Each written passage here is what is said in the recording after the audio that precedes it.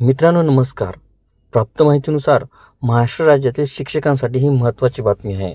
राज्याच्या मागासवर्गीय बहुजन कल्याण विभागाने नुकताच एक निर्णय घेतला आहे. आता आश्रमशाळेमध्ये कार्यरत असलेल्या शिक्षकांसाठी शिक्षक पात्रता परीक्षा म्हणजे TET ही अनिवार्य करण्यात आली आहे. या संदर्भात नुकतेच महत्त्वपूर्ण परिपत्रक सुद्धा जारी करण्यात आले. त्यामुळे राज्यभरात शिक्षकांमध्ये मोठ्या प्रमाणात नाराजी व्यक्त होत असून अनेकांच्या नोकऱ्या धोक्यात येणार आहेत. सदर परिपत्रकानुसार राज्यातील आश्रमशाळांमध्ये कार्यरत इयत्ता 1ली ते 8वी पर्यंत शिकवणाऱ्या सर्व शिक्षकांना आता आगामी 2 वर्षात TET परीक्षा द्यावी लागणार आहे.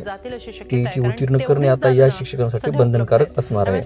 अन्यथा त्यांना थेट सक्तीची सेवानिवृत्ती दिली जाणार आहे. सर्वोच्च न्यायालयाच्या अलीकडील निर्णयाचा हवाला देत हा नियम 5 वर्षापेक्षा जास्त सेवा शिल्लक असलेल्या शिक्षकांवर लागू करण्यात आला आहे. तर 5 वर्षापेक्षा कमी सेवा उरलेल्या शिक्षकांना त्यांनी पदोन्नतीची मागणी केली नाही तर TET शिवाय सेवेत राहण्याची मुभा देण्यात आली आहे. या परिपत्रकामुळे आश्रमशाळेमधील शिक्षकांमध्ये संभ्रम आणि नाराजी सुद्धा निर्माण झाली आहे. शिक्षकांचे म्हणणे आहे की ज्यांच्या नियुक्तीच्या वेळी TET अनिवार्य नव्हते त्यामुळे आता हा नियम पूर्वलक्षीप्रमाणे लागू करणे अन्यायकारक ठरणार आहे. शिक्षक म्हणतात की ते त्या काळातील सर्व नियमांचे पालन करूनच नियुक्त केले गेले आहेत. आता अचानक TETची अट लावणे फार तर्कसंगत वाटत नाही.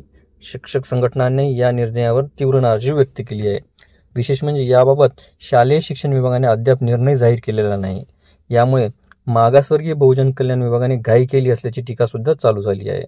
सप्टेंबर महिन्यामध्ये सर्वोच्च न्यायालयाने शिक्षण हक्क कायद्याअंतर्गत इयत्ता 1ली ते 8वी पर्यंत शिकवणाऱ्या सर्व शिक्षकांना TET उत्तीर्ण करणे बंधनकारक आहे. या निर्णयाची अंमलबजावणी राज्य सरकारने केल्यास मोठ्या संख्येने सेवारत शिक्षकांच्या नोकऱ्या धोक्यात येण्याची भीती सुद्धा व्यक्त केली जात आहे. दरम्यान आता याच पार्श्वभूमीवर राज्याच्या मागासवर्गीय बहुजन कल्याण विभागाने हा निर्णय निर्गमित केलेला आहे. आपल्याला व्हिडिओ आवडले असल्यास चॅनलला नक्कीच लाईक, शेअर आणि कॉमेंट्स करायला विसरू नका. तसेच चॅनलला ऑल नोटिफिकेशन्स ऑन करून सबस्क्राईब करा जेणेकरून व्हिडिओचे सर्व नोटिफिकेशन्स आपल्याला सर्वप्रथम मिळतील. लवकरच आपण पुढच्या व्हिडिओमध्ये भेटूया. तोपर्यंत नमस्कार.